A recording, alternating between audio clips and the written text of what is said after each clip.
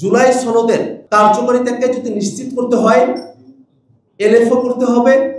LFO করার মধ্য দিয়ে গণপরিষদ নির্বাচনের আয়োজন করতে হবে এবং জুলাই সনদে যে বিষয়গুলোতে আমরা একমত হয়েছি সেগুলোকে গাইডিং প্রিন্সিপাল হিসেবে গ্রহণ করে নতুন সংবিধানে সেগুলোকে যুক্ত করতে হবে। আমরা ঐক্যমত্য কমিশনে যে নীতিগত বিষয়গুলোতে একমত হয়েছি সেই বিষয়গুলোর টেক্সট কিভাবে রেডি হবে সেই বিষয়গুলো নিয়ে ঐক্যমত্য কমিশনে আলোচনা হয় নাই। আমরা গণপরিষদ নির্বাচনের মধ্য দিয়ে যারা প্রতিনিধি আসবেন তারা সেই টেক্সটটা রেডি করবেন এবং আমরা দেখি যে যতগুলো জায়গায় আসলে পরিবর্তন করতে হবে তাতে বর্তমান সংবিধানের ৬০ থেকে ৭০ বা তারও বেশি অনুচ্ছেদ সেগুলোতে পরিবর্তন নিয়ে আসতে হবে। এই এত বৃহৎ পরিবর্তন সেটা আসলে সংবিধান পুনর্লিখন করারই সমান।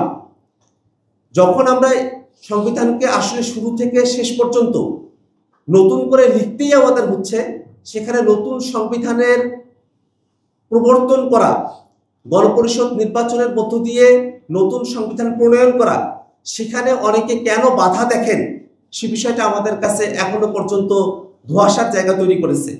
আমরা মনে করি যে বাংলাদেশের সব মশার বিরুদ্ধে সুরক্ষা দিতে এলো বসুন্ধরা এক্সট্রিম অ্যারোসল, মশার বিরুদ্ধে এক্সট্রিম সুরক্ষা। জুলাই সনদের অঙ্গীকারগুলো, জুলাই সনদের প্রস্তাবনাগুলো সেগুলোকে যদি সত্যিকার অর্থেই বাস্তবায়ন করতে হয়, সেই অঙ্গীকার যদি রাজনৈতিক দলগুলোর মধ্যে থাকে, জনগণের প্রতি যদি তাদের কমিটমেন্ট সঠিকভাবেই তারা করতে পারেন, তাহলে গণপরিষদ নির্বাচনের মধ্য দিয়ে নতুন সংবিধান প্রণয়ন করাই একমাত্র সমাধান হিসেবে জাতির কাছে উপস্থাপিত হয়।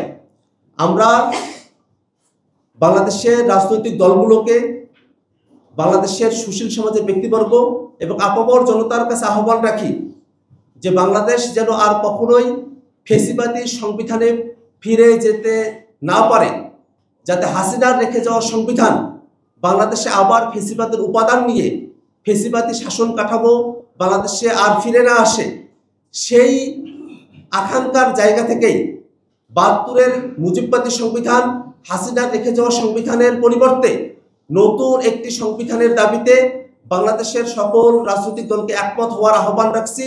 বাংলাদেশের জনগণকে নতুন সংবিধানের জন্য গণপরিষদ নির্বাচনের যে দাবি জনপরিষদ উত্থাপিত হয়েছে সেটা যেন অন্তর্বর্তীকালীন সরকার এলএফও করার মধ্য দিয়ে নতুন কাঠামোর মধ্য দিয়ে নির্বাচন আয়োজন করেন।